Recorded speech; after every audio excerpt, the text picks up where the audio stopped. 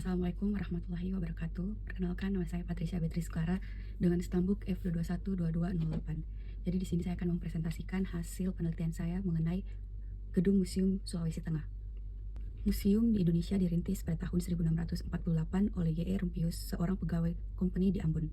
G.E. Rumpius membawa banyak referensi berupa buku dari Netherlands untuk mendirikan museumnya, yaitu pada tahun 1663.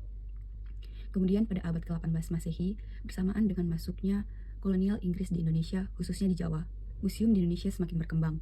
Setelah proklamasi kemerdekaan Indonesia dari tahun 1945 sampai 1950-an, tidak banyak perubahan yang berarti bagi permusiuman di Indonesia. Museum adalah lembaga nirlaba dan permanen yang melayani masyarakat yang meneliti, mengumpulkan, melestarikan, menafsirkan, dan memamerkan warisan budaya, berwujud dan tak terwujud. Museum merupakan bangunan yang dikenal sebagai tempat penyimpanan benda-benda bersejarah. Tidak hanya disimpan, namun benda-benda berharga peninggalan sejarah, peninggalan tokoh-tokoh penting, maupun benda-benda yang patut mendapat perhatian umum seperti benda-benda yang mengandung unsur seni, maupun ilmu pengetahuan dan teknologi. Benda-benda tersebut juga dipamerkan kelayak umum. Dengan adanya museum bisa menjadi sarana untuk benda-benda warisan budaya yang ada di Indonesia, yang dapat dikelola dan dipelihara dengan baik sehingga dapat dilihat oleh masyarakat dan pelestarian budaya bangsa Indonesia. Klasifikasi bangunan museum.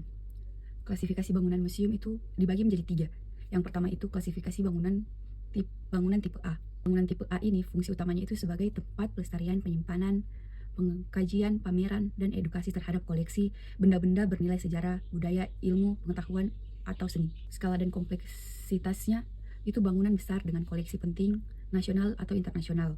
Biasanya mencakup beberapa fasilitas, standar teknisi dan keamanan, status bangunan. Dan status bangunannya itu biasanya berupa bangunan gedung publik kelas tinggi. Biasanya termasuk dalam kategori bangunan gedung negara atau bangunan cagar budaya, tergantung usianya. Yang kedua itu klasifikasi bangunan museum tipe B. Fungsinya itu sama seperti museum pada umumnya, pelestarian, pameran, edukasi, dan dokumentasi koleksi sejarah, budaya, atau ilmu pengetahuan. Namun, koleksinya berskala atau regional, bukan nasional atau internasional. Dan yang ketiga itu ada klasifikasi bangunan tipe C. Fungsinya itu tetap menjalankan fungsi museum, mengumpulkan, menyimpan, merawat, dan memamerkan koleksi, namun dengan cakupan terbatas. Sering digunakan sebagai media edukasi lokal atau promosi budaya komunitas. Perencanaan bangunan museum menurut Standar Negara Indonesia 03-1736-2000. Komponennya itu standar struktur arsitektur, ruang pameran, ruang penyimpanan. Standar struktur dan arsitekturnya itu tahan gempa, ramah lingkungan, sirkulasi pengunjung baik. Kalau ruang pamerannya itu standar minimalnya pencahayaan terkendali, kelembapan, dan suhu stabil. Ruang penyimpanan standarnya sistem ventilasi khusus dan pengamanan ganda. Kalau standar minimal keamanan, standar minimalnya itu sistem CCTV, alarm, petugas keamanan. Aksesibilitas standar minimalnya fasilitas difabel, RAM, lift, dan toilet khusus. Fasilitas pendukung itu standar minimalnya ruang edukasi, perpustakaan, ruang serbaguna, dan toilet umum. Dan sirkulasinya lagi itu standar minimalnya alur pengunjung satu arah, tangga darurat, dan pintu keluar ganda. Metode penelitian, metode analisis data yang digunakan dalam penelitian ini adalah pendekatan dengan teori evaluasi pasca huni. Evaluasi ini dilakukan untuk menilai sejauh mana bangunan memenuhi kebutuhan dan kenyamanan pengguna setelah bangunan digunakan dalam jangka waktu tertentu. Penilaiannya difokuskan pada 2 aspek. Yang pertama itu aspek fungsional dan yang kedua itu aspek teknis.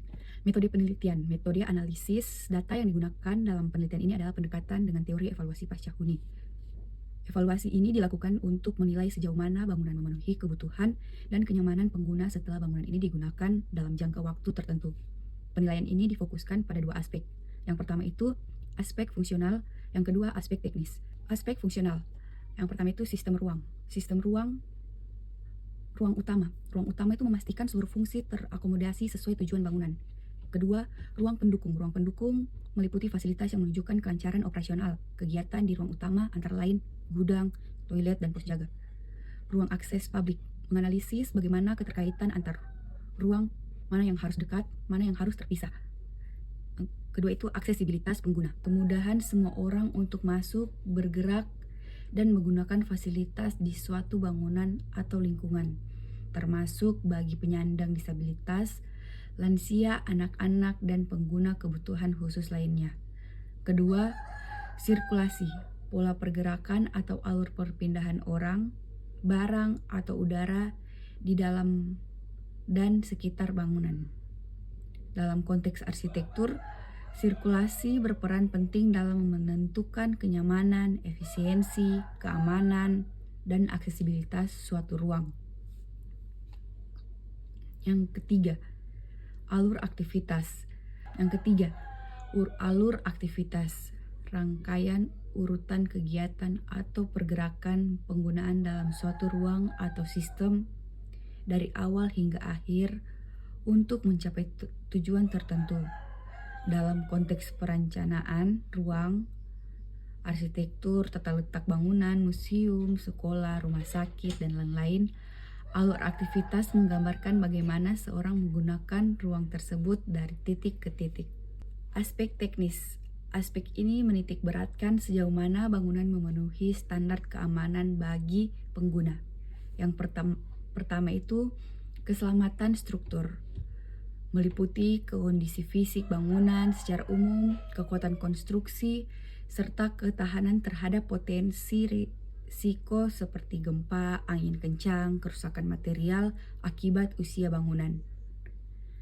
Yang kedua itu sistem evakuasi, meninjau keberadaan dan kelayakan jalur evakuasi darurat, rambu keselamatan, titik kumpul, serta fasilitas keamanan seperti alat pemadam kebakaran, sistem alarm, dan pencahayaan darurat yang mendukung penyelamatan dalam kondisi darurat.